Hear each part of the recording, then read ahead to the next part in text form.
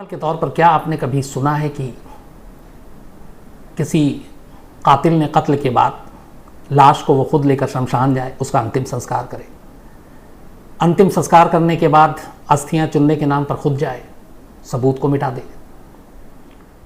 खुद PPE kit पहन कर जाए, लाश को भी पीपीई किट पहनाए ताकि आसपास जो लोग हैं उनको शक न हो, लगे कि ये कोरोना का मरीज़ है।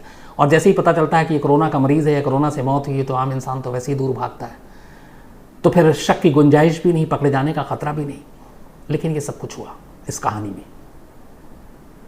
ये कहानी आगरा की है, दिल्ली से करीब 250 किलोमीटर की दूरी पर है, ताज नगरी। आगरा में एक सरकारी ठेकेदार और एक कोल्ड स्टोरेज के मालिक अपने परिवार के साथ रहते। उनका बेटा जिसका नाम सचिन, 23 साल की उम्र, सचिन चौहान, अच्छा खासा इनका बिजनेस धंधा, ठीक ठाक पैसे, सब कुछ ठीक चल रहा था। 21 जून, यही अभी करीब 8 दिन पहले की बात है, आज 29 जून है, 21 जून को सचिन चौहान के मोबाइल पर एक फ़ोन आता है।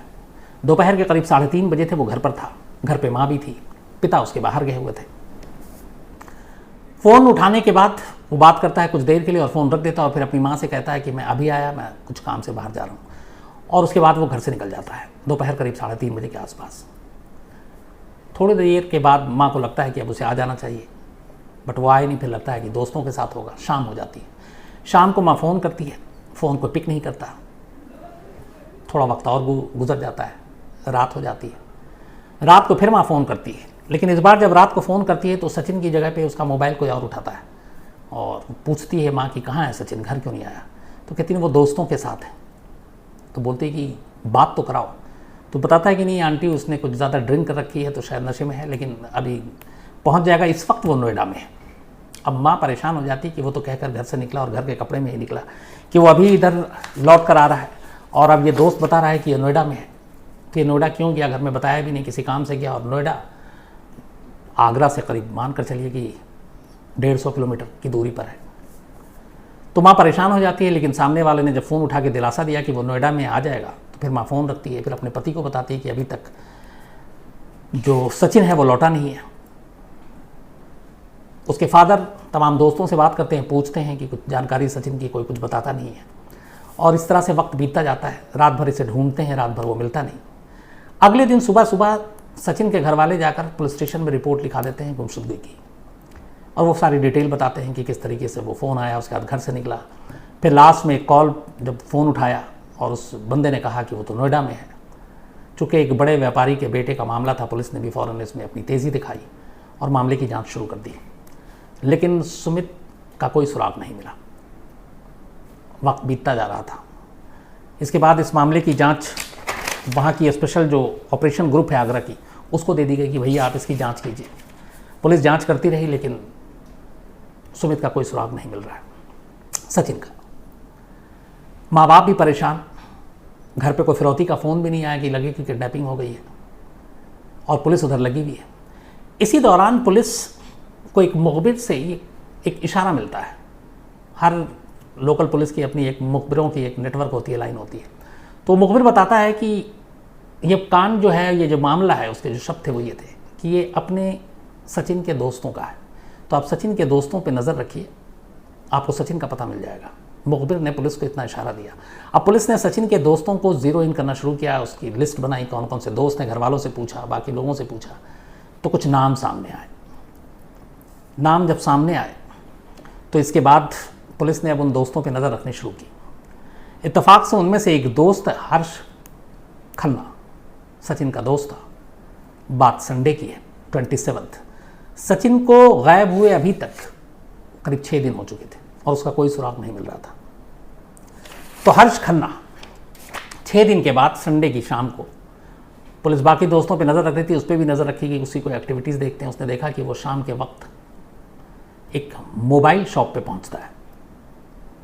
पुलिस तब तक उसे नहीं पकड़ती है, मोबाइल में जाता है, कुछ सिम खरीदने की कोशिश करता है। जैसे ही वो सिम खरीद रहा होता है तब पुलिस टीम पहुंच जाती है और हर्ष को दबोच लेती है। इसके बाद पूछती है कि तुम ये सिम क्यों खरीद रहे हो, तुम्हारे पास ऑलरेडी मोबाइल है, फिर ख़रीदने क्यों है? तो पहले इधर उधर की बातें घुमाता है वो हर्ष। फिर पुलिस उसे अपने साथ ले आती है। उसके बाद अब सीधे सीधे पूछती है कि सचिन का पता बताओ कि वो कहाँ है। वो कहता है मुझे कोई नहीं मालूम, मुझे कुछ जानकारी नहीं है। इसके बाद पुलिस अपना जो उनका एक स्टाइल होता है वो दिखाते हैं, टॉर्चर करते हैं। और हर्ष चूँकि पेशेवर क्रिमिनल भी नहीं था, एक अच्छे खासे परिवार से था, वो फ़ौरन टूट जाता है और फिर पुलिस को पूरी कहानी बताता है। और जो पूरी कहानी थी वो कुछ यूँ थी।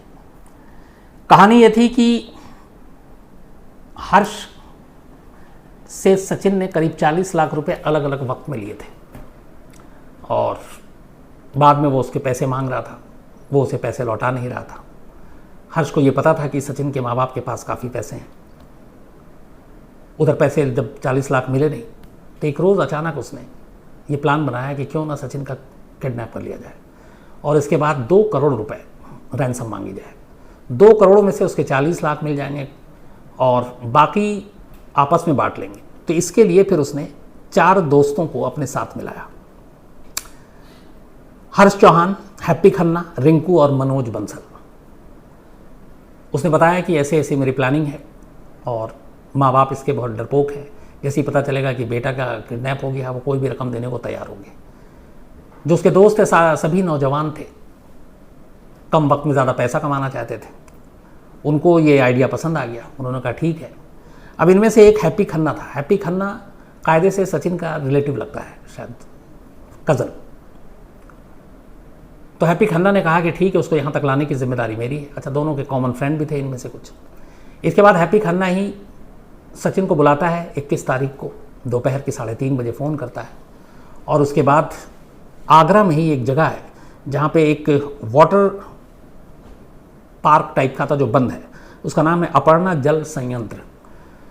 तो इस बंद पड़े वाटर फैक्ट्री में वो सचिन को बुलाता है 21 जून की दोपहर को। वहाँ आने के बाद ऑलरेडी उसके सारे जो दोस्त थे, रिंकू, मनोज, हर्ष, ये मौजूद थे। इसके बाद ये लोग सचिन को ड्रिंक ऑफर करते हैं। सचिन उनके साथ ड्रिंक करता है, लेकिन थोड़ी देर के बाद इन सब की बातचीत और उनके हाव भाव को देखते हुए सचिन को कुछ डाउट हो जाता है कि इनका इरादा ठीक नहीं है। और इसी डाउट को देखते हुए वो वहाँ से भागने की कोशिश करता है, बहाना करके कि मैं अभी आया, कुछ ज़रूरी काम है। लेकिन उन दोस्तों को भी ये शक हो जाता है कि सचिन को शक हो चुका है कि हमारा इरादा ठीक नहीं है। अब तक जो उनकी प्लानिंग थी वो सारी प्लानिंग उनको फ़ौरन बदलनी पड़ी। इसके बाद उन्हें लगा कि अब इसे शक हो गया है, तो उन्होंने फिर अचानक ये तय किया कि सचिन को इसी वक्त मार डालते हैं। फिर उन्होंने सचिन के नाक और मुंह पे टेप लगाया, हाथ बांधे और प्लास्टिक से उसका पूरा चेहरा ढक दिया और उसके बाद सांस वो ले नहीं पाया, गला घोंटा, सचिन की मौत हो गई। सचिन की मौत होने के बाद इन लोगों ने अपना ड्रिंक ख़त्म किया और अब आगे का सोचने लगे कि क्या करना है। फिर भी उनका ये था कि अब सचिन की मौत हुई है, लेकिन हम ये सिर्फ 4 जानते हैं, इसके घर वाले नहीं जानते, इसलिए हमारा पहला जो काम है, शुरुआत जो की थी वो पूरा करेंगे। और वो ये कि सचिन के नाम पे 2 करोड़ रुपए रैंसम जो फिरौती है वो उसके पिता से मांगेंगे। बात तय हो गई कि ठीक है मांगेंगे, लेकिन ये हुआ कि अब इसकी मौत की जानकारी तो अभी तक किसी को है नहीं, इन्हीं 4 दोस्तों को है। तो अब लाश का क्या करें, क्योंकि अगर लाश मिल गई, लाश पकड़ा गई तो फिर वो 2 करोड़ भी नहीं मिलेंगे और दूसरा कि हम सब भी फंस जाएंगे। तभी इनके जहन में वो सारी तस्वीरें जो हाल के वक्त में कोरोना ने पूरे देश को दिखाई वो कौंध गई। और इनके एक जो इनमें से दोस्त था, हैप्पी खन्ना, जो कज़न था सचिन का, उसने अपने दोस्तों को आइडिया दिया।